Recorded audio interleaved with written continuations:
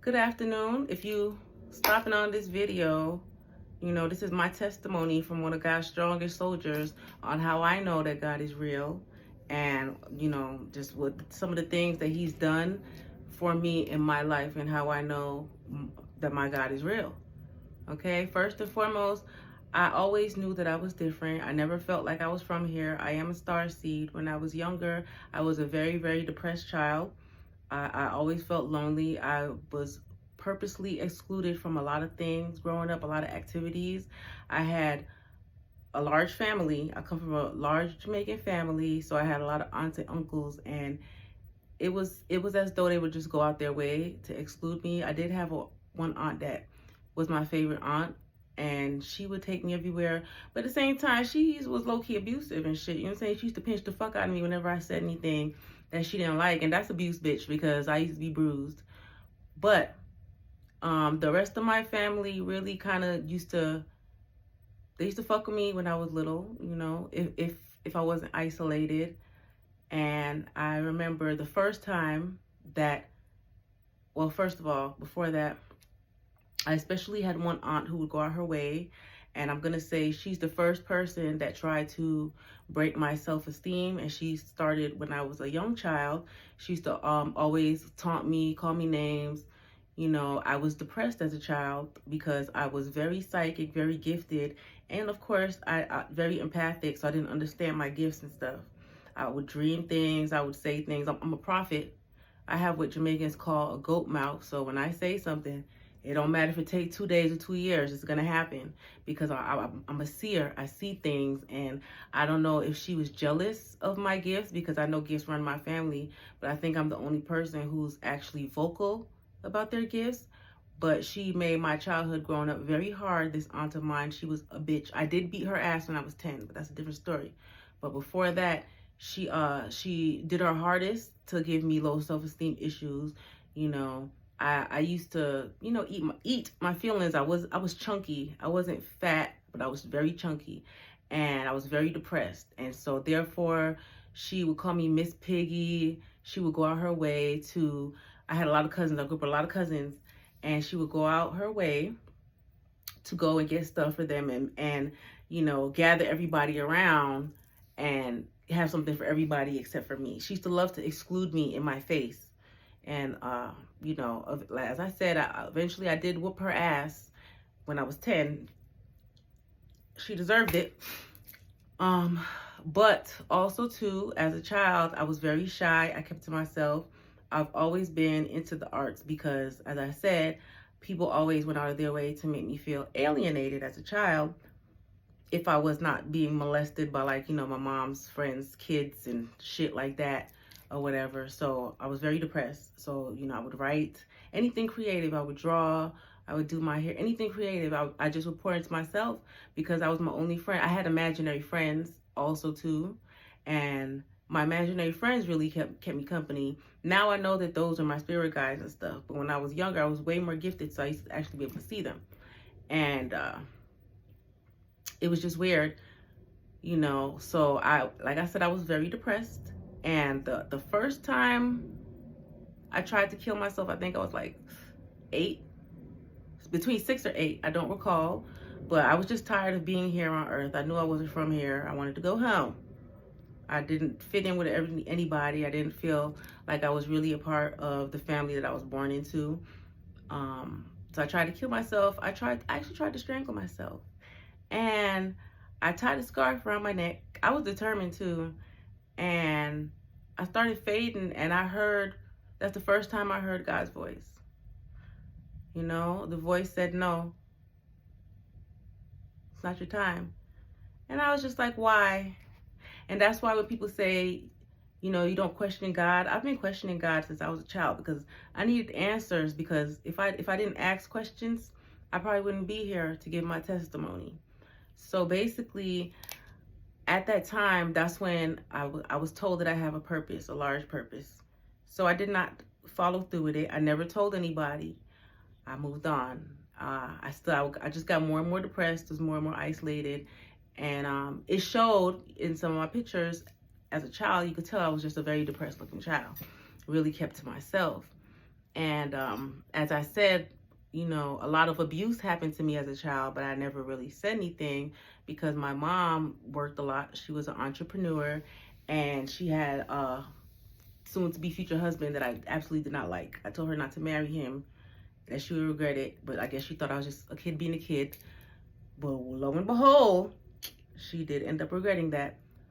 And it just kind of was pointless for me to tell my mom anything growing up, because all she really did was just lie to me. She would make me false promises all the time about stuff and just carry on with the facade, the farce, the bullshit, you know. So I used to get molested a lot, and I never said anything. So then I was just so depressed that the next time that I tried to kill myself, I was 10 years old. And this time, again, in silence, I didn't say anything to anybody. I took a whole bottle of Tylenol, a whole fucking bottle, a whole bottle. There's a lot of pills in that bitch. I don't remember. It was not the small bottle. It was a big bottle. Like literally, like I took the whole bottle, and I sat there on the side of my bed, and God started speaking to me again. And I was just crying and stuff because, you know, I just didn't have the words. And God was speaking to me again, and he said, no, it's not your time. You have a purpose. You know, you have to be here, X, Y, and Z. And I would always get flashes of things, you know, that I would assume is my future, what I'm supposed to do. And I ended up falling asleep on the side of the bed, woke up next day, carried on with life. I was still there. And that was the last time that I tried to kill myself, when I was 10 years old. Because at that point, because I had heard God speaking to me that time too, but I was like, fuck that. I already took the damn pills and shit. I knew if I took that whole bottle of Tylenol and I was still here, I knew I was supposed to be here. So I said, okay, Lord, I'm not going to try to kill myself anymore. So I never tried to commit suicide again after that. However, that did not mean that life got easier. I grew up in the church, and nobody in my family would listen to me or take me seriously whenever I would tell them my dreams, because I have prophetic dreams and stuff. And, you know, nobody really paid me no attention.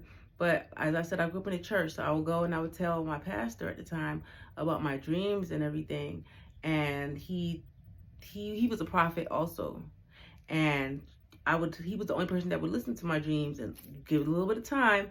It would come true. And, you know, sometimes when you dream stuff, it doesn't happen just straight out. You'll kind of dream like in parables. So you have to pay attention to things and clues and everything like that. So he would help me to translate and understand my dreams. And sure enough, within time, it would happen. And I'll never forget, around that time, around that age, between 10 and 12, is when, I don't know if people remember, they started having those bracelets, those WWJD bracelets. I'll never forget the What Would Jesus Do bracelets. I had like 3 of them on my wrist, because that was what helped me to keep my mind in the right place. I was so depressed, and whenever people would do things to hurt me, I would just think, what would Jesus do? Because like I said, my brother used to beat the shit out of me. Okay, but that's why I got these motherfucking hands today. So thank you, Craig. But I was very lonely. I was very depressed. So I would just always think, what would Jesus do? And I for some reason, people have always wanted to publicly humiliate me for as long as I can recall. And God just always protected me through those situations also too. So in school, the first school I went to, you know, a girl wanted to beat my ass in front of everybody. God protected me just through a lot of things. Through a lot of times, people wanted to try to go out of their way to publicly humiliate me, and God always brought me up out of that situation. And as I got older, I moved to Georgia, started high school, and it was just like a whole different life cycle that I went through. And I just had a hard time, I don't know. I just always had a hard time with females, right? Which is why you should never judge a book by its cover. Females never liked me. So they would start rumors about me and stuff. Now, everybody knew me. I would say I was a floater. I always had a rested bitch face, but I always was fly. I always used to put that shit on, you know. And honestly, even when I was in high school, God protected me because anytime I told my mom that I needed money for anything, she couldn't do it because either she had to help my older brother or my younger sister. So she always told me no, so I had to be very independent. And therefore, I used to steal clothes from Rainbow to have clothes to wear at the school sometimes. And God definitely protected me because as I used to be there shoplifting, there'd be people getting busted, boom, boom, left and right around me. I know that was God. I'm sorry, Rainbow. But I ended up getting pregnant when I was 16. I was not trying to get pregnant. You know, I wasn't that fluent in sex and stuff like that. So I really didn't know when I got, I mean, he lied to me. But during that time, that was a hard time for me in my life. And I had to just pray through it all because he did get me pregnant and he did abandon me. Okay. And then after I had my daughter, you know, he came back and his father told him to tell me that he does not want to be with me. And he did. His father said, tell her you don't want to be with her, or I'm going to disown you. And he did. And lo and behold, that broke my heart. Just think of it, 17 years old, a new mom. So really, by that time, I just had decided that God was just the father figure in my life and everything. But it was hard for me to try to recover from that. And honestly, it took me a quarter of a century to really recover from all of the damage that was done. That's another story. But it definitely took God had to point out a lot of things to me because that kind of had sent me into like a little delusion of always wanting something that I ended up never having. And it really took for God to point out to me like, hey, is this what you really want for yourself? You know, because I didn't have the love of my father, because I really did not have the love of my mother. She never, growing up, she never told me that she loved me unless I told her I loved her. Never. So, you know, I would always have to pray. I would always have to pray to God because I just didn't feel loved. And, you know, when you don't feel loved, you go looking for love in wrong places, of course. And I did that for a little bit. But, you know, I had a lot of sexual assaults. I have 8 sexual assault stories, but 7 of them took place in my late teens to, you know, early 20s. So just imagine going through all of that trauma during those times. And whenever things like that would happen, I would pray and ask God, like, well, why me? Why me, Lord? And God has always spoke to me. So he was like, God to me, some people call God a woman, source, divine, whatever you want to call God. I chose to identify God as a male figure to take place of the male figure that was absent in my life, because I did have a stepfather, and my stepfather used to go out of his way to pitch my younger sister against me. You know, everybody has always been petty with me. He would buy things and say, I can't use it, I can't have any, you know, from like juice, just dumb shit. So, you know, people have always gone out their way to make me feel ostracized for some reason, or to publicly humiliate me and embarrass me for some reason. I don't know why, because I've never been a mean person, and I've always been the kind of person, I've always been a fighter, but if I'm fighting, somebody did something to me. Somebody did something to me, you know? However, yeah, so I chose to have God as my father figure, you know, God, our Father who art in heaven. And so I was just like, I bet. I decided that instead of having daddy issues, God was my father.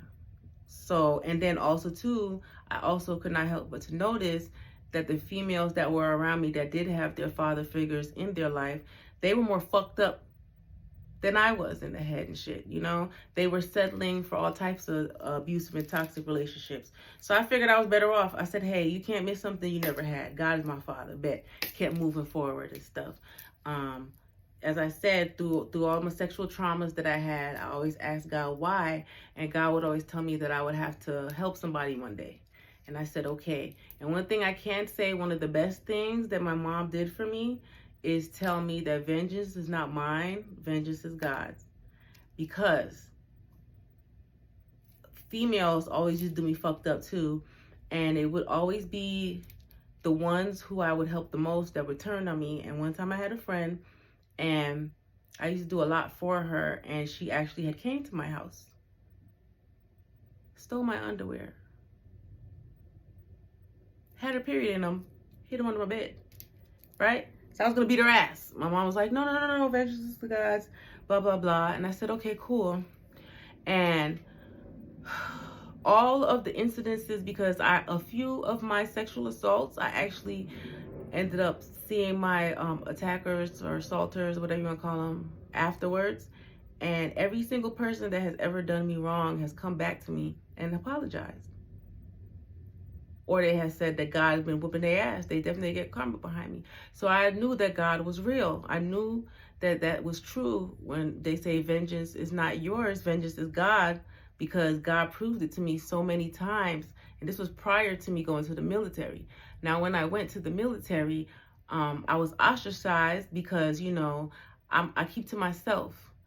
I'm very psychic. I'm like an energetic sponge. I pick up on feelings. I read energy and stuff. So I would keep to myself, and I was, you know, about my business and stuff. And I guess people took that the wrong way, and, you know, everybody just would click up around me. I was just never involved in anything. So therefore I would volunteer and, you know, just do good works, helping people and stuff like that in the community and whatnot.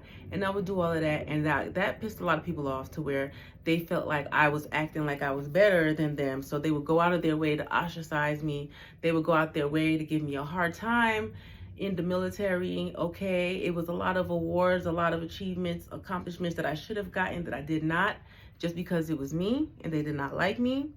Okay.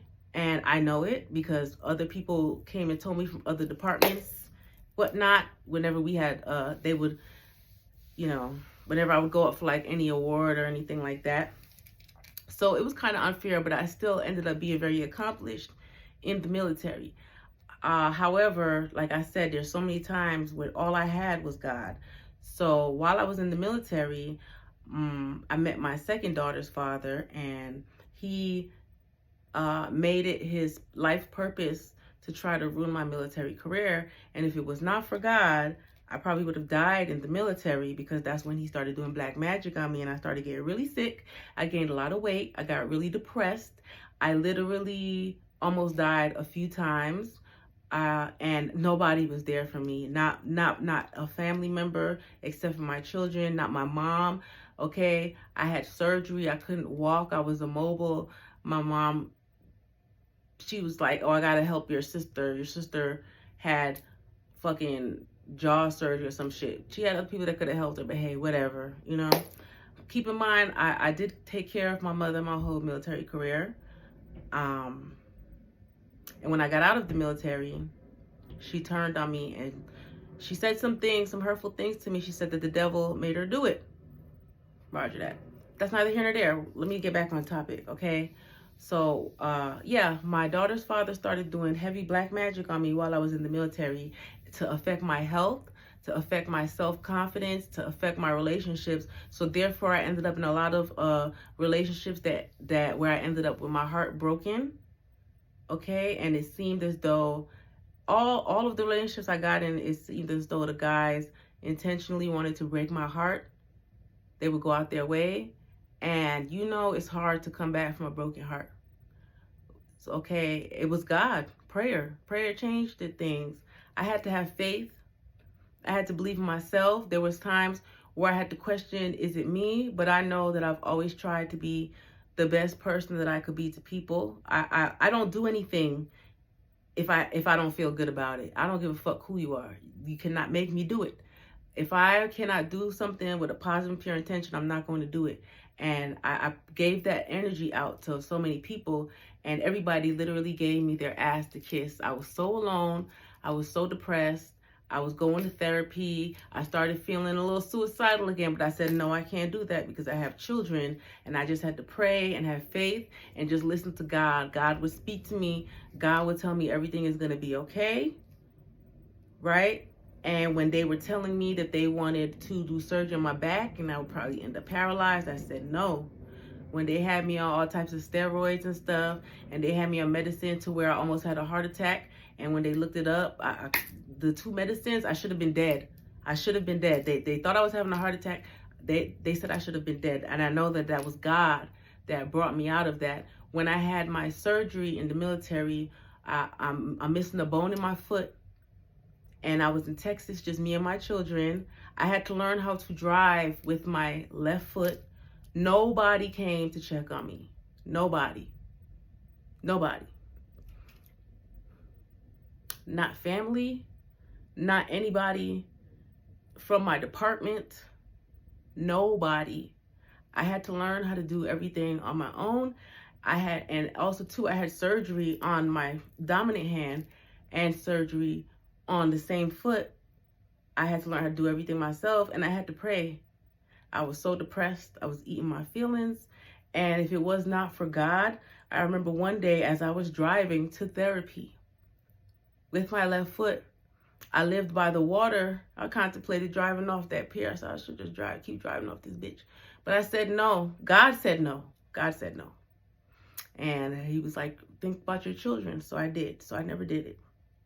But I promised myself that I was going to make it. Okay? While I was in the military, I joined a Masonic organization. I joined the Eastern Stars, thinking that I would finally have family, because my family did not fuck with me. They never fucked with me. As I said, I had two cousins I was close to. You know, one of them ran off into the sunset with his wife or whatever, said fuck me. Everybody said fuck me. And I'm not trying to be a woe is me type person. This is not for sympathy. This is my testimony. Okay, I know it's a little all over the place, but I'm sorry. Okay. I wanted to have some family. I wanted to be a part of something, because everywhere I went, people always purposely, because of the way that I looked, treated me like a leper, like an outcast. People would always go out their way to try to embarrass me and humiliate me. That's why I have no shame now. That's why I don't give a fuck now. That's why you can say whatever you want. People have made it their life's mission to ruin my life and humiliate me. So I said, okay. The Masons, they had a good, tight-knit relationship. A Mason was like, yo, you should be an Eastern Star. You'd be perfect. So I became an Eastern Star, thinking that I would have a sisterhood, that I would actually have sisters, you know, a sense of family. And it was not that at all. I was, unless it was an official Masonic event, I wasn't invited. Okay, they would hang out and bond together. I wasn't invited unless the worthy matron had something. Then I was invited. Then I was included, right? I remember we had to put on a we did like a little play or some shit, and they tried to just make me feel bad about myself. They tried to give me the role of the, you know, the harlot, whore, outcast, and everybody thought it was so funny and stuff. But I just knew that it was jealousy, because all of them were unfortunate looking in the face. But that's what happens when you have bad hearts. So that didn't work out. You know, they went out their way many times also too to make me feel alone, and times where I would sit there and cry to myself like, woe is me. God would be like, it's okay. They had group chats, and literally they never missed anybody's birthdays for the group chats. My birthday would come around, crickets, nothing, nobody. There was another Aries, her birthday was like, what, maybe 2 days after mine. Happy birthday, happy birthday. So I knew that they were doing it intentionally. I said, okay, fuck these bitches, basically. Now, don't get me wrong. There was a time or two, you know, I went to the hospital and one of them was there for me. They were there for me, but really now I realize they were just there for me to be in my business. I needed a ride home, and they really just wanted to be in my business. really, that's all it was. They really didn't give a fuck, you know, but it's okay. I had to lean on God. I had people going out of their way at all times. Every duty station I went to, there was always somebody going out their way to try to make me look stupid, to try to make me look incompetent, just all types of shit. However, as I said, I keep to myself and I know my shit. I know my shit. And by this time, I had just got used to it. So I would just pray. But I was able to help a lot of people in the military based off of my traumatic experiences that I had experienced prior to. Oh, I forgot to add, after my first baby daddy told me he didn't want to be with me, whatever, lie, blah, blah, blah, blah, blah, I ended up getting married to a white man this girl that I work with, at the time I was working at Grady Hospital, she's like, yeah, this is my friend. Would you meet my friend? So I was just, you know, I wanted somebody to love me. I married him like immediately. And he basically ruined my life. I lost everything, including my mind. I ended up having a nervous breakdown. Literally, I went to the doctor. They said you had a nervous breakdown. And God is who brought my mind back, because I don't know if anybody's ever had a nervous breakdown. A lot of people don't come back from those. I literally felt myself, my mind outside my body. I had to pray. It's so many times I had to pray for my mind back. It's so many times God showed me through dreams, people doing black magic on me to ruin my beauty, to make me fat, to make me paralyzed, to make me go crazy, to make me suicidal. And I had to cover myself in prayer. I had to be my own prayer warrior. Even the Masons and the Eastern Stars, God showed me them working on me. One of them pretended to support me when I started my business, ordered some of my products, and did magic on my shit. She thinks I don't know. I do. Surprise. You know, they would do magic on me, and then they would contact me to see how I was doing, just to see if it worked. You know, so I had to fight through all of that. And God is what brought me through all of that. If you pay attention, well, I've been doing videos for about 4 years now. My healing wisdom is all from personal experience. So that's why this is a long video, but my healing wisdom is off personal experience. And I talk about a lot of these experiences in these videos. That's how I learned how to spiritually protect myself. That's how I had to build my faith in God from the shit that I've been through. Because if it was not for God, I would not be alive. If it was not for God, I would not be able to walk. Okay? I would not be of sound mind. I would be homeless. I would be destitute. All right? Everybody that has ever been in my life closely has gone out of their way to try to break my soul, break my spirit, dim my light. And God said no. It's been so many times I've been broken down emotionally, mentally, physically, but never spiritually, because that's when God will always speak to me the most. God, my archangels, my spirit guides, they led me through the darkness, and they always renewed my spirit. God is why I have a voice, and why I speak, and why I'm compassionate to others. And God is why I treat people the way that I want to be treated, because I firmly believe that one day